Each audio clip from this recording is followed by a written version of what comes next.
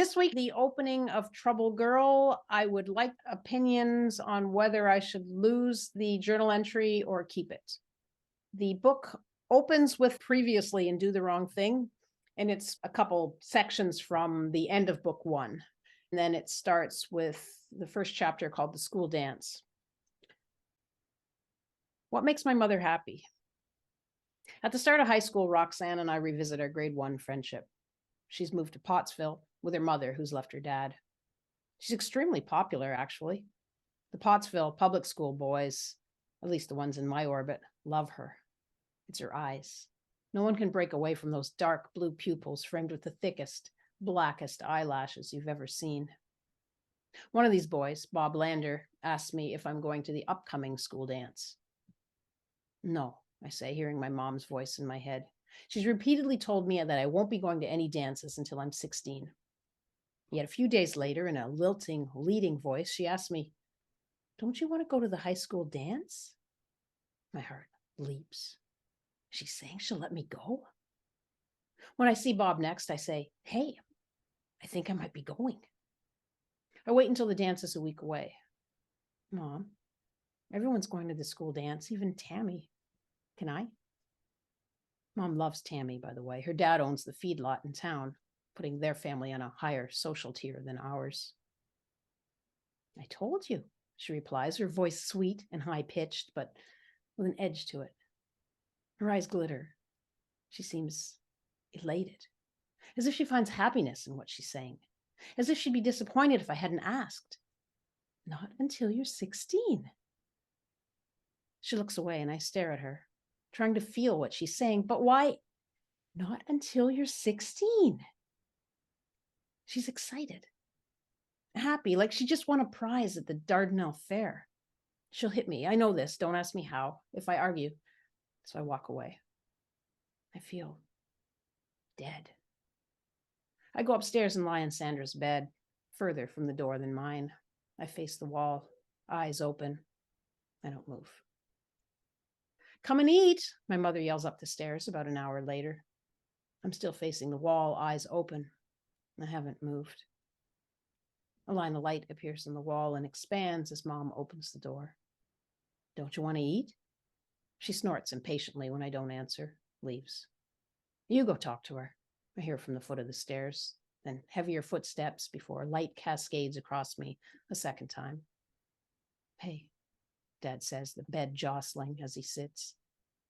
He doesn't say anything for a few minutes, then, "Come on," softly, quietly, in a tone that says he totally understands what I'm feeling, but I shouldn't let it get to me. He shakes me gently. I stare. He gets up and leaves after a few minutes, the light closing behind him.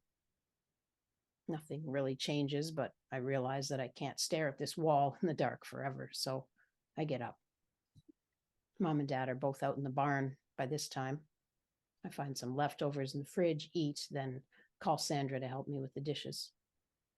She slumps up from her chair in the family room, comes into the kitchen, and looks at me strangely without saying anything. I'd probably tell her to shut up if she did.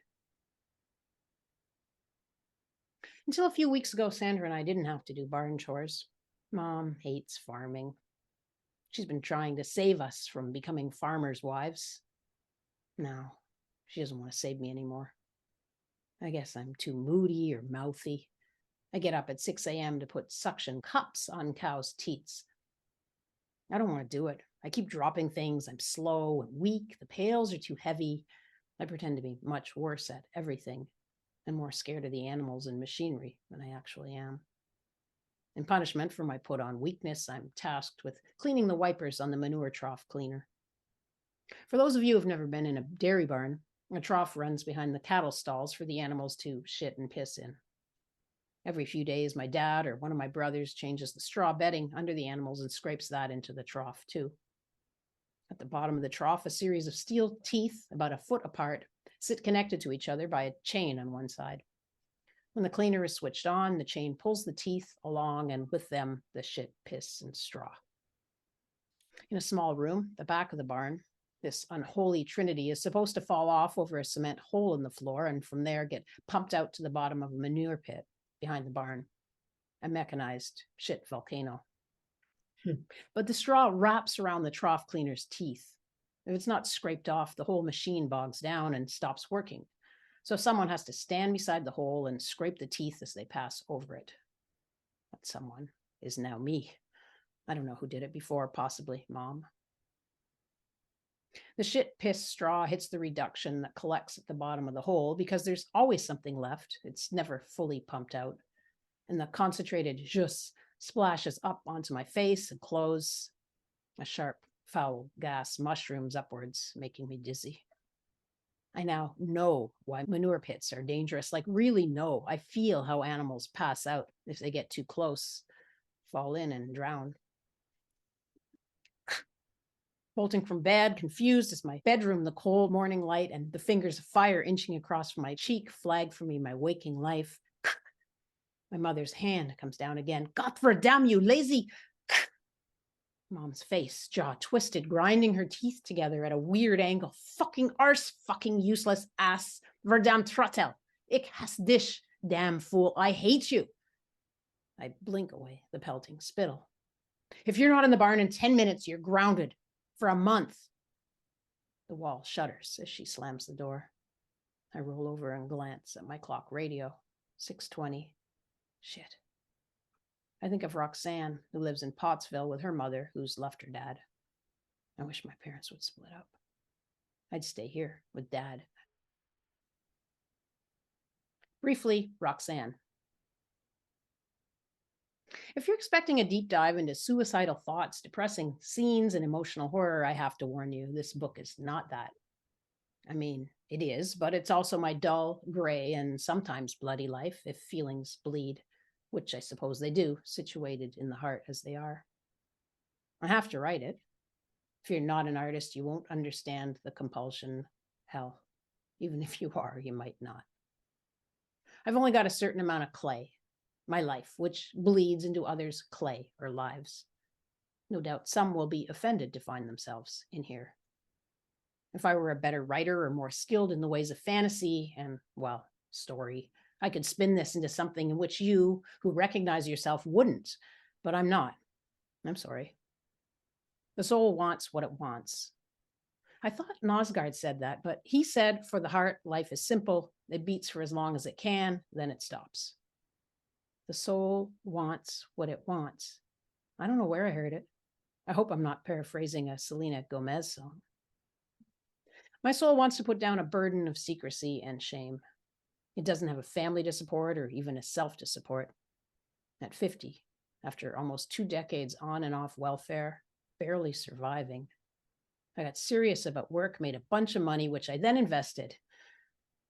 It's a weird sensation, like a permanent mushroom trip, having money. Anyway, I can set things right for my poor, enslaved soul. Roxanne and her mom live in a small second-floor apartment on Pottsville's main street. It's all wood and slanted ceilings like a C.S. Lewis or Tolkien house. I love it. The kitchen's got a porcelain sink surrounded by robin's egg blue formica and exposed shelves for dishes. A one-pane window in front of the sink looks out over the lawn, shrubs, and street. The kitchen transitions to the living room as linoleum to hardwood, the floor being the only indication that you've moved to a different room. I've never been in an apartment like this before. The only apartment I've ever been in, actually, is Aunt Elsa's when she lived in an Arbor high-rise right after she got married. Everyone else lives in houses with yards.